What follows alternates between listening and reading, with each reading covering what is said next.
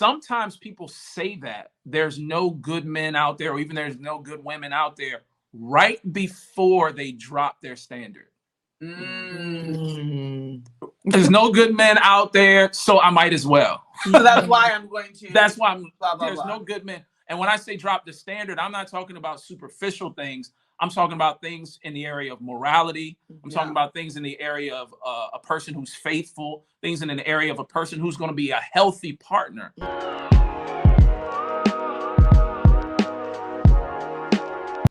What's up, fam? Welcome back to the We Are Just Dating page. My name is Tim. This is my beautiful wife, Pauline, and you are tuning in to another episode of the W Podcast, where you get wisdom in the word with the Wheelers. Hey, so we are so excited because we are still in our summer series, and we have a special guest this week. But before we go into that, we want to make sure that you subscribe to this channel. So many of you watch this every week and haven't even subscribed yet. So why don't you put a ring on it, make this official for us, and subscribe. We would love for you to do that. And then feel free to check us out on Instagram, YouTube, all that fun stuff. Yeah, absolutely. So as Tim said, we have some special guests with us today. We have Pastors Bruce and Rotoya Goodwin from Light City Church. We are so excited to have them and introduce them to y'all. They've actually been a big part of our dating story. It's crazy we've been married for 4 years now. So we're gonna introduce y'all to their wisdom. We just know they're gonna be such a blessing to you and wherever you are, whether you're single, whether you're dating, whether you're already engaged, or even if you're married. We know that their wisdom is going to be a blessing to you. But just to give a quick little formal introduction of Pastors Bruce and Rotoya, they have been married for 9 years now. They have a beautiful son who is 5 years old. They're pastors of Light City Church, just like we said. They have such a heart for people in general, and just are on fire for God, like something you've never seen before. They are the founders of the page black.christian.love. They have tons of coaching programs. One that we participated in and how we met them and interacted with them was through Engagement Bootcamp. So it was an engagement program that we went to while we were engaged that really helped us grow closer together as a part of our premarital experience. And they just have an incredible story of their own dating stories that you're going to hear about today. And they, like I said, they have a huge heart for relationships and dating God's way. So without further ado, we want to introduce Pastors Bruce and Rotoya. Yes. Welcome to the W Podcast, y'all. Hello. We're so glad to be here. Yes, thank you, Tim and Pauline. Thank you for having us today. Yes, thanks for being with us. Now, did I forget anything major with the introduction? I think also you all are counselors. I forgot to mention that as well. Oh, you did good. Okay, we just want to give credit where credit's due. People want to know, of course, like where y'all are from, kind of where you operate, where all this wisdom's coming from. So that introduction, I want to make sure was set up pretty good for y'all. Absolutely. So I want to jump right into it. We gave a little bit about y'all background, but obviously most of the people that listen to this are either single or in a dating relationship. So we would love to take it back for y'all. All the way back. Almost a decade, yeah. Can y'all tell us a little bit about how you met, your dating story? People would love to know that. Sure. So we met, our story is pretty interesting. So we met a very long time ago. We were actually in elementary school when we initially met. Oh my goodness. When we first met, our parents bought homes across the street from each other. And so we grew up in the same neighborhood. Now, we weren't necessarily close or friends or anything like that, but we did know each other. We had spoken type of thing. But probably when we were in 11th or 12th grade, we became friends when her dad, who was a pastor, invited me to the church to play bass. I play bass. I'm also a musician. And so I went to the church to play. She was on the worship team. She was leading worship and playing the keys. And so we sparked a friendship there. So in our teenage years, I think that was like 11th grade, something like that. And then after that period of time, when we were in college, a few years later, that's when we started to really date. So that's when we made it official. It was freshman year of college, around the second semester, going into the summertime is when we went from, best friends, me kind of just faking on him a little bit and kind of going in and out. I finally got myself together, okay, and Yes. realized that God had a gift right here. So that's when we made it official and started to court, or some people call it date, and really make it serious. Yeah. That's great. So y'all started dating, courting in your freshman year of college, Yes. sophomore year. Right. And how long did you all continue to date? Way too long. Way too long. So, I don't know. I think we got married when I was 28. So we that's courted only for 8 years. Trust Yeah, me, 8 I years, know the okay. exact Okay. amount of years. Yeah, Okay. okay. It Wow. was 8 years. We courted for 8 years, and we always tell people we do not recommend that. We do not recommend dating or courting that long.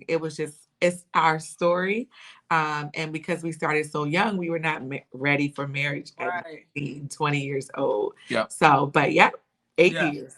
No, I love that. It's our story. We're not saying it should be your story. Yeah. So knowing what you all know now, because like we said, you all have a lot of wisdom on relationships. What would you have done differently, or what would you say to maybe a couple that is in a similar situation, whether they're in college or they just graduated and they may be dating? And what advice would you give them? That's a good question. So one thing that I say that I would love for us to have done differently throughout our dating season was incorporating more counsel into our relationship. And because we went through several seasons, we went from, okay, we're 19, we're teenagers, and now we're young adults, and then we're mid young adults, whatever that's called, graduating from college, moving on to upper young adults before we actually got married. But we didn't have, in those earlier years, 5, 6, 7 years of our dating, we didn't have like counsel or a couple that we could go to that had walked before us, that could look at us and say, hey, these are some things you can work on now, or how are you all doing with this area or that area, that could help to strengthen our relationship and help us not to go through some of the bumps and bruises that we went through. So definitely counsel. Yeah, that's so good, because that's something we found too. Yeah. With even our JDU program, is a lot of singles are willing and able to do it, but once people get in a relationship, for whatever reason, we think we got it. Like we think we know what we're doing. We Christians, we love God, but there's so much wisdom to still get and acquire in that season. So that makes a lot of sense. Definitely, yes. So you all weren't single in terms of not dating at all for a long time of your adult life, but is there anything you wish you would have approached differently in your singleness, or what would you recommend someone who may be single right now and doesn't want to be single, but that's where they find themselves? Yeah, because a lot of people feel like singleness is like leprosy. And they're like, oh, I don't want to be single, like I want to be married. Like that's kind of where it seems like life begins as a Christian, is when you get married. Of course, that's not true. Life begins when you enter a relationship with Jesus, and there's plenty of people who in the Bible and not in the Bible who were single and have done awesome things for God. So kind of speak to that, to those single people and who feel like, oh, I just want to get the singleness off me, and just the advantage even they have. Because of course, y'all know, being married, you really it's hard to do much. Yeah, absolutely. Absolutely. Yeah, I would say that that our culture kind of dangles relationships in front of, like a carrot dangles relationships in front of the faces of singles. And, a relationship is a beautiful thing. Dating is beautiful. Marriage is beautiful. But the reality of it is work, one. And two, when you enter into it, it is not something that brings this all fulfilling, overwhelming, all fulfilling experience. It is another aspect of life. And just like when you were waiting to get your driver's license, if you can remember that, you were waiting to graduate from high school, if you can remember that, you're like, I can't wait till I get out of high school, and I can't wait till I get my driver's license. I'm gonna go wherever I want to go. Then you graduate. I can't wait till I graduate from college. I can't wait till I start working. There's always this thing ahead of us. Right. And sometimes we forget to be present in the moment and to enjoy the moment. So I would encourage somebody who's single to enjoy the time of of being single, and not to think necessarily that there's something wrong, or that you're even doing something wrong because you may not be dating anyone, or because you may not be in a serious relationship. My advice to somebody would be, use your time of being single to really build a foundation. in different areas of life. That's something that season of being single is something that you will not get back. Hopefully, once you get married, you hopefully won't get it back. But it's so important to build a foundation spiritually, to build a foundation from a perspective of being able to handle relationships and handle conflict, to build a foundation financially, career-wise. All of those things are things that are much easier to do when you're not dating, and certainly much easier to do when you're not married. Absolutely. Yeah. No, that's so good about what you were saying about, you know, how the culture dangles carrots or dangles delicious in front of us like a carrot, and it's just so tempting. And even just the practice of being patient and being present. That's not something that I'm working on now, is like not always trying to wait for next. Right. And enjoy where you are right now. And it is so true. You're talking about the driver's license. Like, you just always want to be older when you're younger. Yeah. And then of course when you get older, you're like, oh man, what was I rushing I want to go back. Right. Exactly. Yes. And it's hard to believe that that's true, but it is true. So true. Yes. It is true. Yeah. That's so interesting, because we talked to somebody a while ago that got married, and they were actually like, I'm kind of mourning my singleness because I'm adjusting to not being able to do whatever I want to do whenever I can do it. So that's a great point. Transitioning a little bit, we talk about in Christian sermons, Christian books, we talk about getting whole before you get married. That's a term that you hear a lot, getting healthy. But for you all, what does it actually mean or look like to be healthy before you get married? Because no one is 100% healthy before they step into marriage. Yeah, and even to add on to that, you know, we've gotten to have some conversations with some men. So would love for y'all to kind of talk through that perspective of them feeling like, well, I'm not ready to get married because I don't have this together and that together and all these different things. And it's like kind of on that other side, we can put so much weight on marriage, and marriage is weighty. It is not something to take lightly, but also it's like not taking it too seriously where you're pushing it off until you're perfect, which will never happen. Right. Well, I do want to say, just bringing a part of our story with what you just talked about, Pauline, I think at one point Bruce was like that. He really wanted to make sure everything was like all, you know, dot all the I's, cross all the T's and all of that. And literally this is how good counsel is.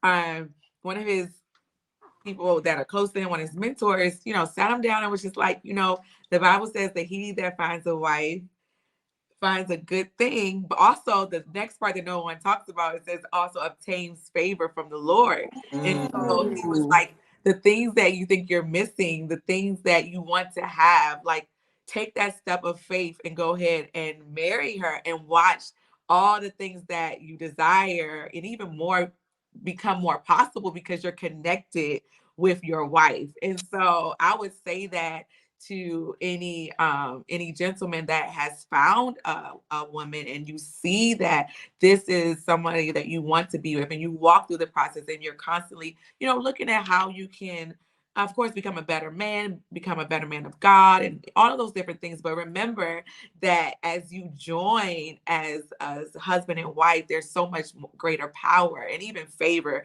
that you will obtain. So yeah. I would say that, and you know, the thing to bring even some balance to that, though, is the person gave me that advice in a certain season. So from a perspective of maturity, from a perspective of even financial basis, from a perspective of a plan that may not be fully executed, but there's progress there. There is a certain season that I believe you should be in before you do get married. And I think both for men and women. So some of those things, again, like I mentioned, you may have a plan, and you may not have realized that plan 100%, but I think it's important to be on track and at least making some progress, so that you're not entering a relationship distracted. Some people enter relationships distracted and can't focus on the relationship being fruitful because they're thinking about all of these different life issues that I'm still wrestling with, still trying to get together, still trying to graduate, still trying to start my business or launch my business. And again, it's not to say that all of those things have to be done, but I think that having at least a vision and a plan in place and making progress toward that plan incrementally is very helpful. Yeah. And so I think, to directly kind of answer the question, to the health of a person, or the barometer of health prior to entering into a relationship, is different. It really is different for different people. And I don't think there's really a one size fits all. Right. But I do think that some of the core areas that you may want to take a look at if you're considering getting into a relationship are your spiritual life, your relationship with God. If number 2 would be your relationship life. And when I say relationship, I'm talking about outside of a romantic relationship. I'm talking about relationships with friends, with family, even with enemies. Because being able to handle different types of relationships and conflict is important. It's an important skill to have while you're dating, so that you can keep that person, especially when you get married. So how do I deal with conflict? How do I deal with relationships?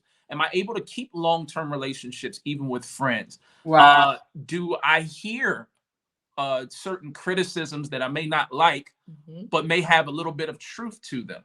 Yeah. Working on those different things. Sometimes people may share with us things that we're not necessarily comfortable with, but there may be a hint of truth in that. Yeah. So spiritually, relationally, also financially.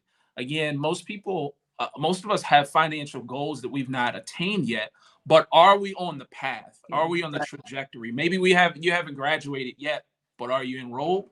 Right. You know what I mean?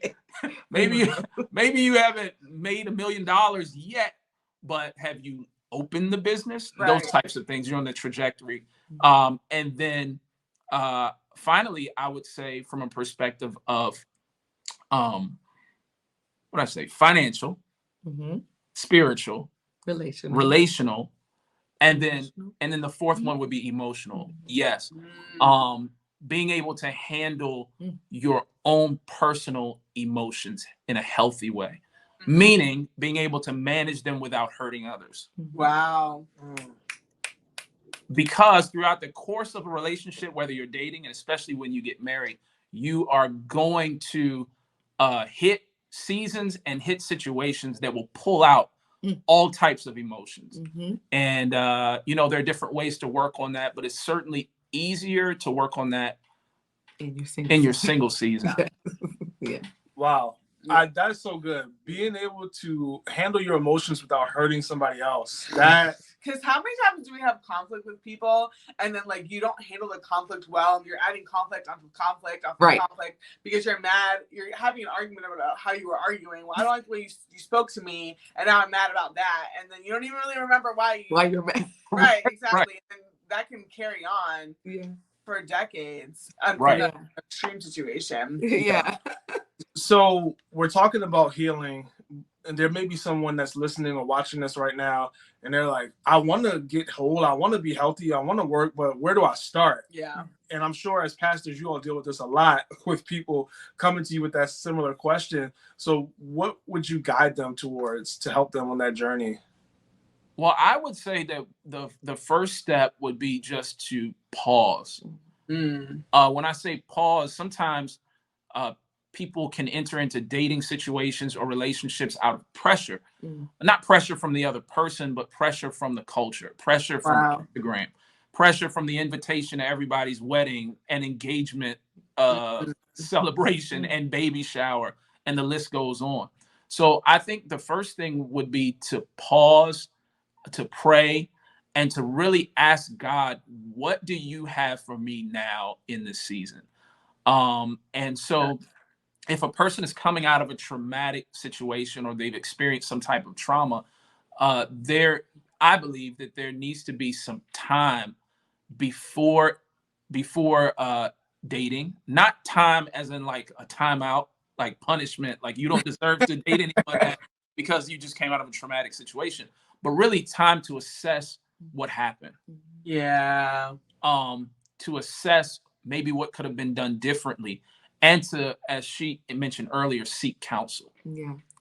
I think that's huge. The counsel portion is so huge. You know, I just came out personally out of a traumatic situation or traumatic season, or I'm walking through a traumatic season with the loss of my father. And so the counsel portion has really been a support for me during this season, just having others that there's no pretense. You don't have to fake it, but you can really let them know what's going on with you and receive wise counsel, receive prayer, receive support.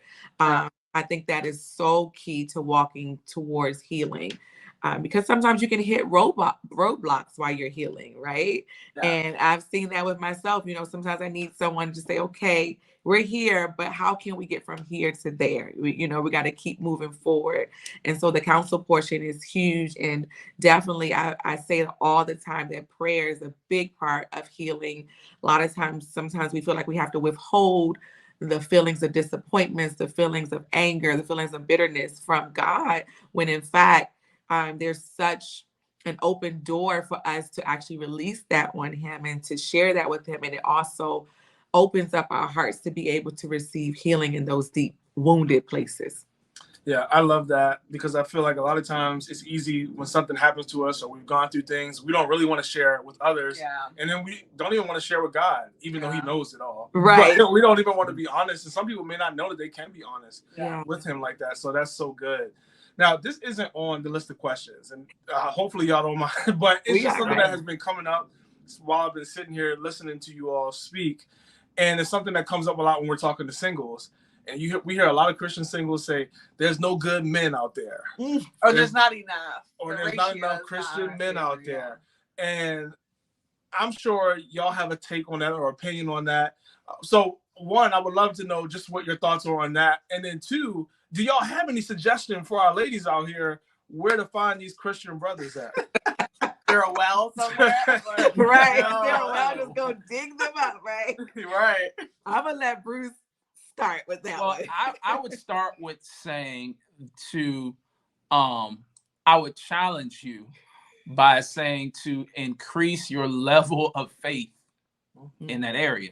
In other words, if you approach the situation already with the pre-framed narrative that there's no one out there for me, that there's no good Christian men, that there's, that even in the frame, the narrative of I'll never be in a relationship or no one will ever be attracted to me. If you approach any situation, but especially this one, with that type of framework or mindset or narrative, then it's very easy to actually overlook a good Christian man or a good Christian woman. Because you're not, your mind is already set. Like your mind can be set, well, there must be something wrong somewhere. Right. Then I think it's also important to define and break down what your standard is or what your qualification is when it comes to the term good,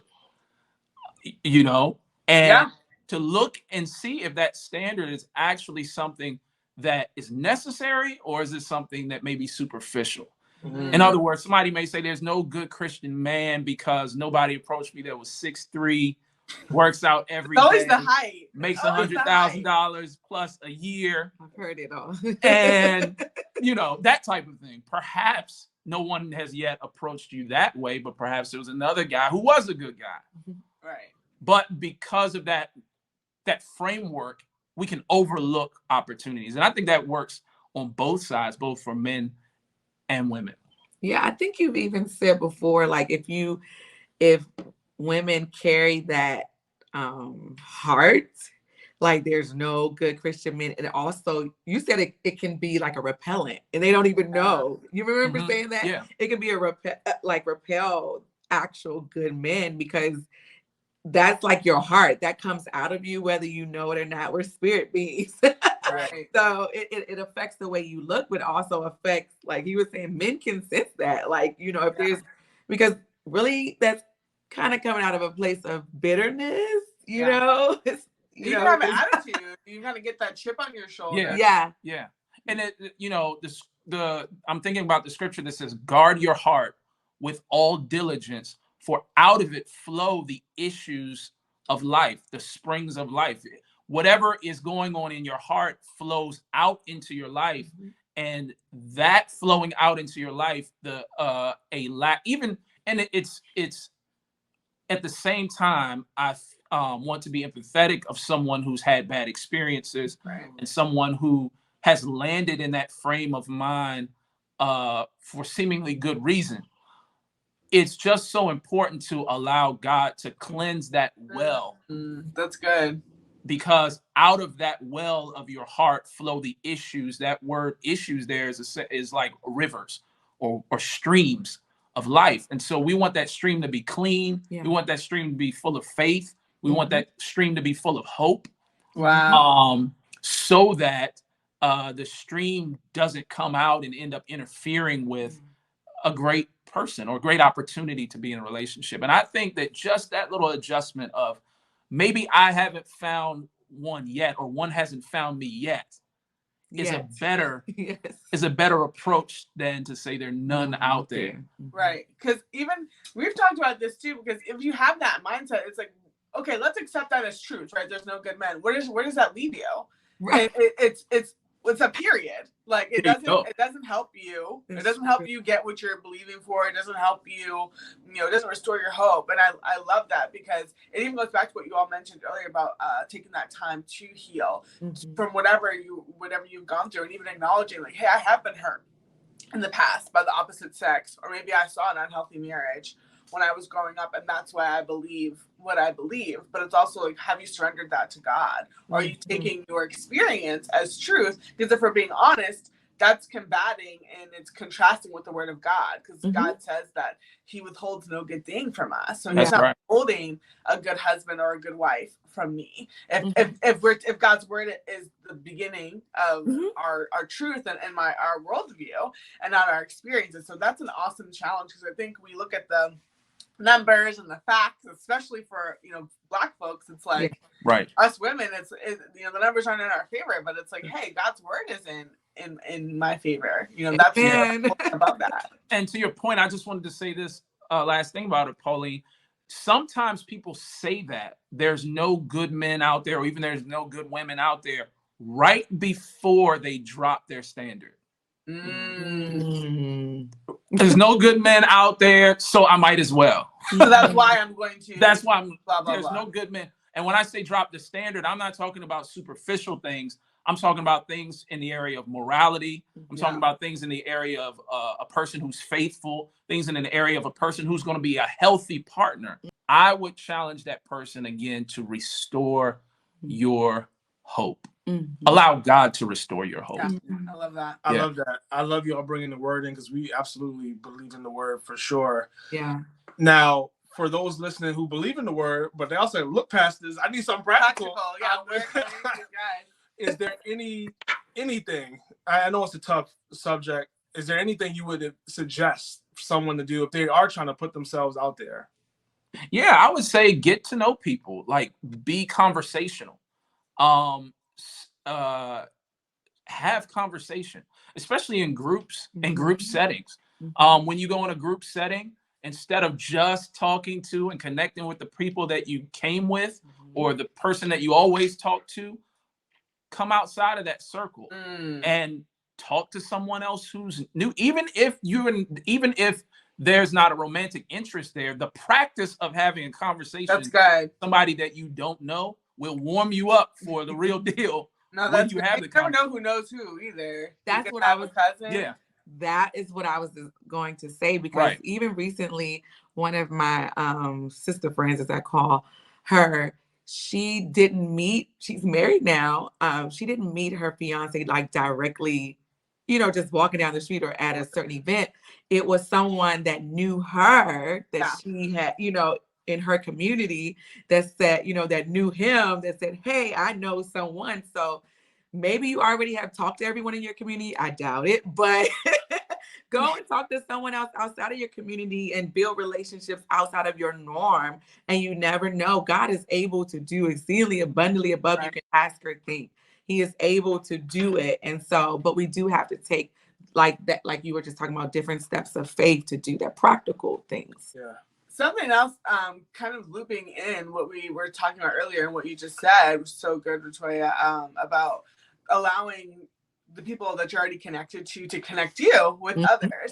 Now, along with meeting other people to potentially date, we know some people struggle also with finding mentors, as you all mentioned. So, because mentors can introduce you as well. And we found that as, you know, a married couple ourselves, like, yeah, like, you're single, but I know somebody that you don't know, especially because you know, Tim knows guys, I know girls, like you have that connection point. So it's really beneficial, we found, for singles to have married friends and then married mentors. But how would you all recommend someone to, I guess, pursue a mentor?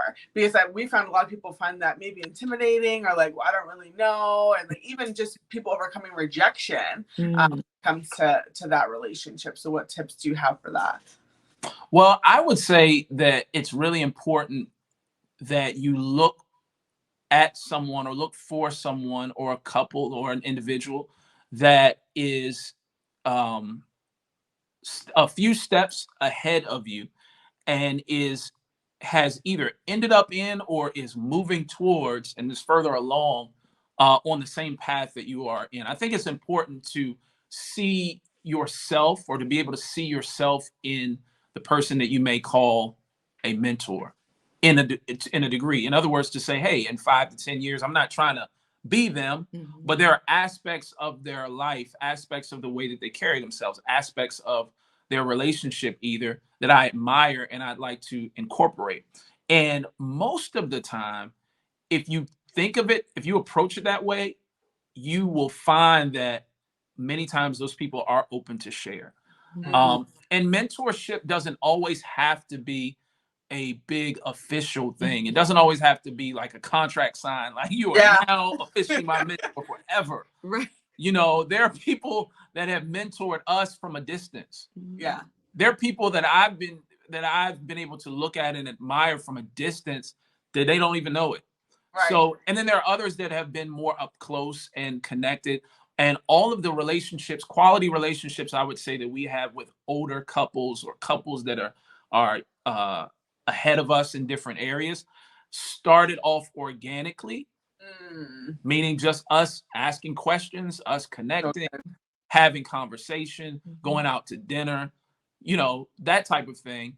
And then it grew from there. But I think sometimes people, when they desire a mentor, they forget about the human relationship aspect, and they're thinking, I need a mentor, I need a personal trainer. Yeah, they can get weird about it. Yeah. Yeah, it's like, I need you to call me at 6 a.m. I need you. But that most people, especially couples that are not in some type of professional counseling career field, it's not going to be like that. It's just going to be conversation. And when I say just, that doesn't take away from the effectiveness of it or the impact of it. It's just, that's how it is. And you build friendship and relationship over time. Yeah. I love this because it's not just pursuing someone to date where you need to have conversation, but it's also the mentorship piece.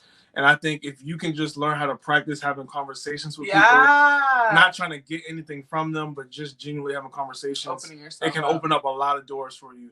So the last question I wanted to ask you all about, tying back to your story in the beginning, you talked about you dated for 7-8 years.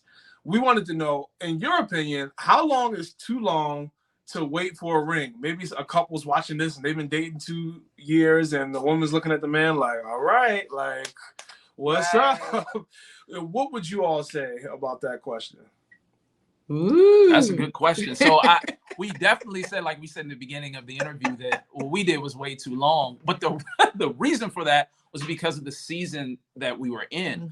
So I think to put a specific time frame on it maybe a little bit unfair, because it does depend on what. So for instance, if two people have gotten to know each other, they're both working, or one of them is working, they've got life together, so to speak, in certain areas, and they love each other, then the time should be a lot shorter. However, if you are like what we were in a season where we were graduating from college. And then after graduating from college, we were starting our businesses, and doing ministry and all those different things. So we probably could have waited longer to actually enter into the relationship. And then it may have been a 2-year period, 3-year period, rather than that whole long period of time. But we did get to know each other pretty well. Yeah. Thankfully it worked out.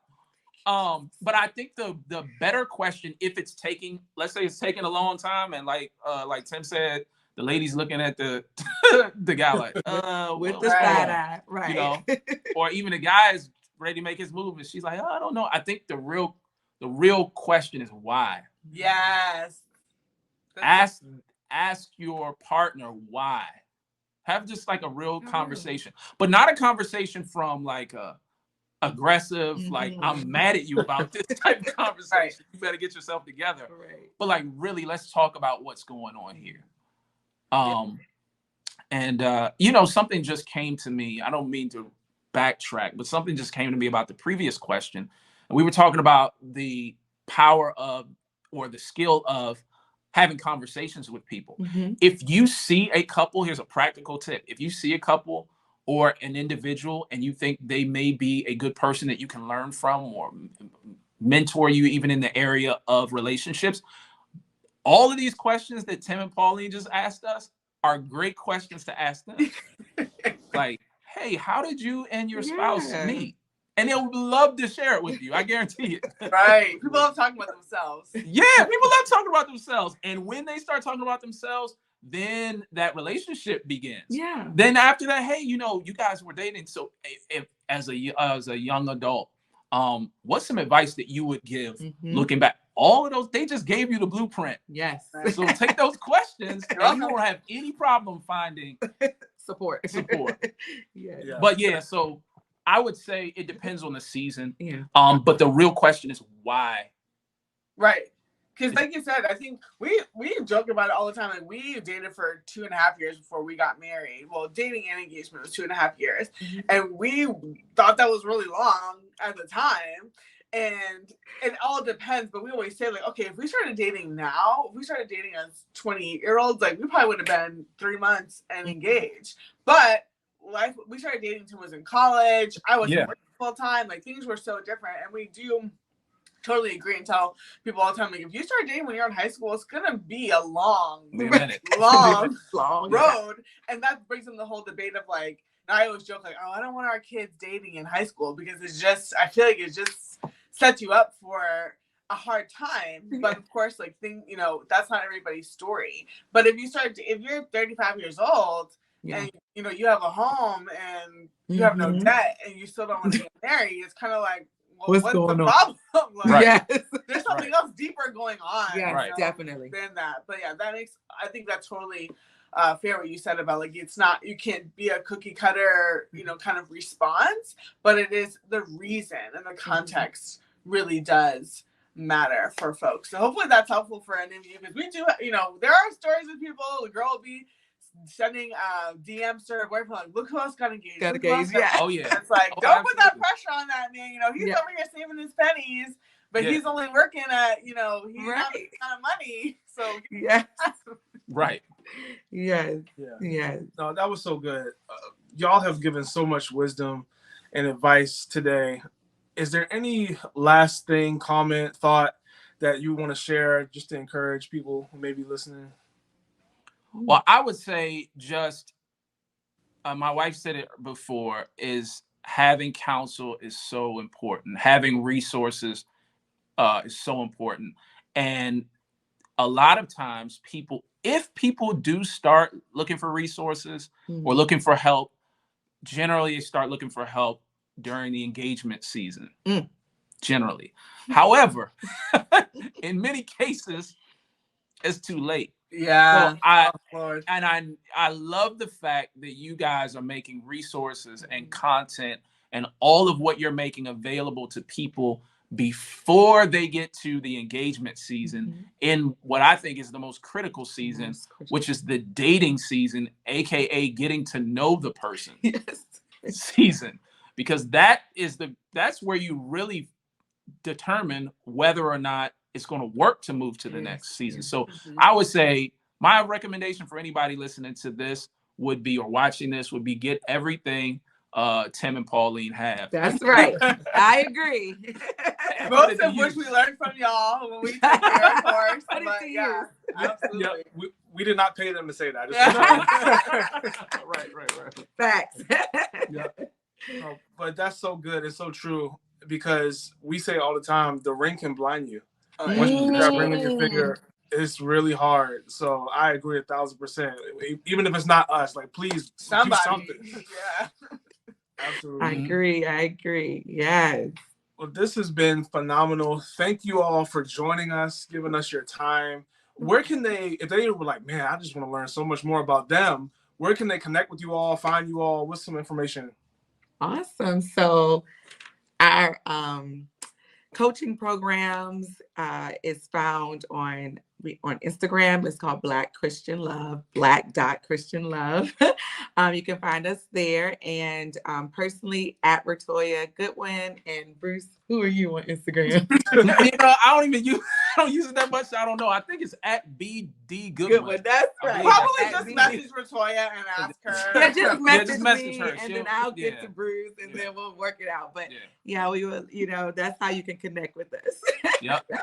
Awesome. Well, we'll make sure we link all of that. We'll also link the church and YouTube and all that stuff, just because we want to make sure people have an opportunity to access what you all have to offer. If you've been watching, this has been another episode of the W Podcast. Make sure you subscribe to the channel. If you found something valuable in this podcast, please comment below. Let us know. They would love to see the encouragement as well. And we'll see y'all next week.